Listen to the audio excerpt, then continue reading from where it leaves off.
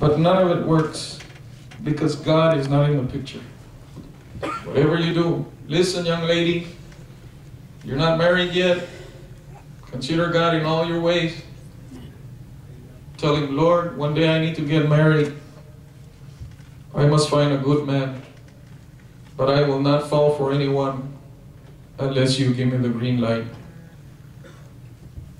In all your ways, acknowledge God. Don't you go about what your friends tell you.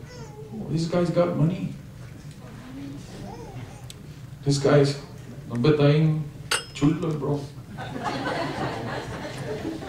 Don't you go by those things. You go to God.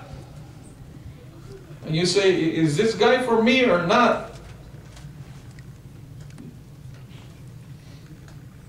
If you wise up a little bit, you'll be able to hear God tell you yes or no.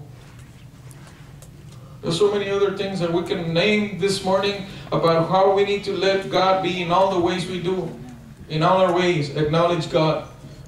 So many of us could avoid so many problems in our lives if we would only acknowledge God in all our ways.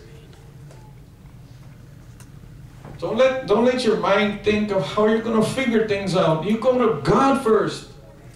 Then God will give you the answer. But listen, we just read Deuteronomy. Don't you think that just because you go to God and say, all right, Lord, talk to me, and you're walking in sin and you refuse to change, God's not going to talk to you. That's where it all starts. It starts with God and with us giving our hearts totally to the Lord and doing His ways, not our ways. Jesus said, nevertheless, not my will be done, but thy will be done. It is not my ways, but your ways that I want to follow. We need to pray this. Show me your ways, O Lord. Teach me your paths. According to the book of Psalm 25:4, if you want to write it down. Show me thy ways. Lord, teach me thy paths. Don't do whatever everybody else is doing. You do what God tells you to do. And you pray about that. And you get into God's ways. Because the Bible says in the book of Isaiah, chapter 55, verse 9. Isaiah 55:9 tells us, for as the heavens are higher than the earth, so are my ways higher than your ways. My thoughts higher than your thoughts. The ways of God they're not like ours. God doesn't need any of our common sense to make things work out. God's ways are different than our ways down here. Those are God's ways. Amend your ways and get into God's ways. Now God's going to help us when we get into His ways. That means when we begin to walk the way He does, the way His Word says. Isaiah 64:5.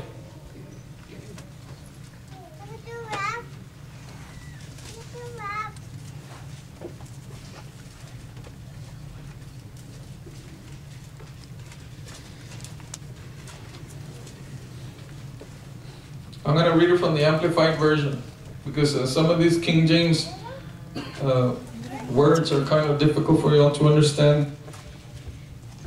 Verse 5. Isaiah 64:5. You meet and spare him who joyfully works righteousness, uprightness and justice, earnestly, remembering you in your ways. Behold, you were angry, for we sinned.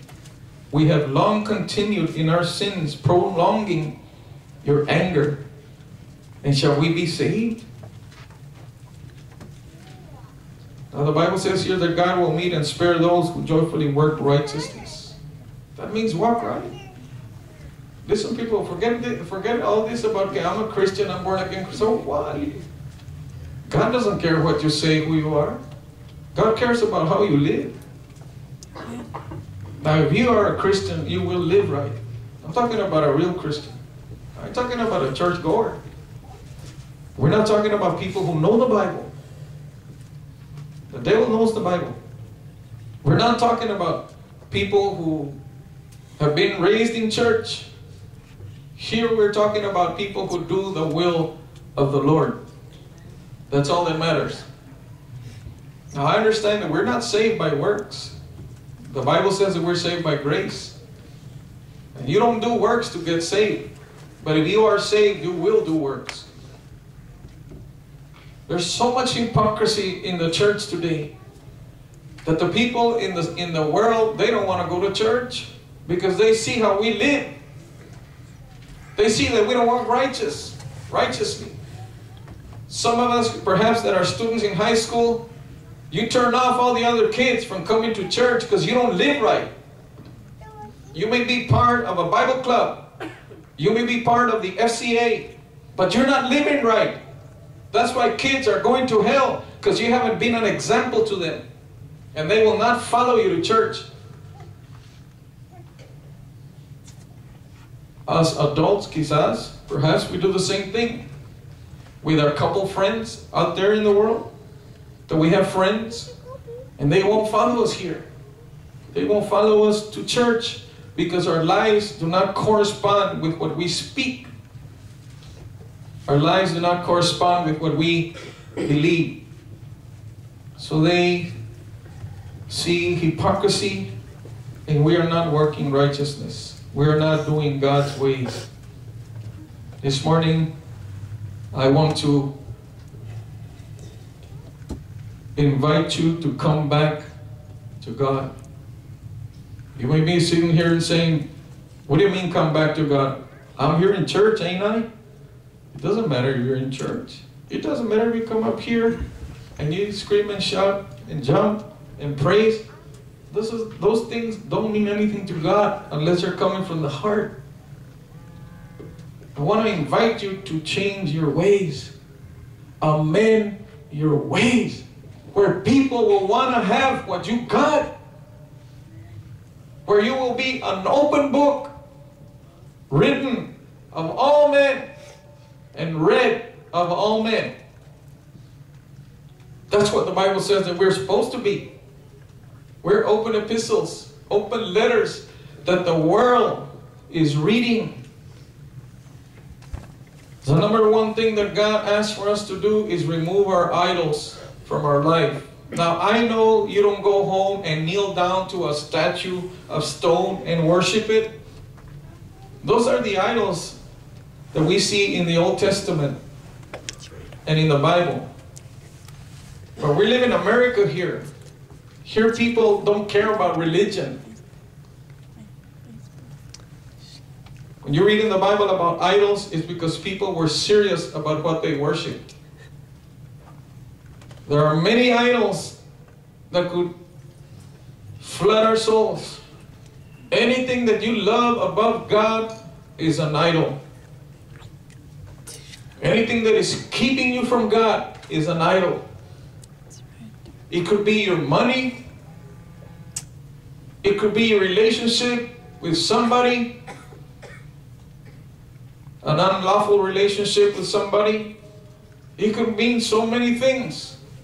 And there could be idols that no one can see on the outside, but inside of our hearts, we bow down to lust. We bow down to anger, bitterness, gossip. We like those things. We bow down to them.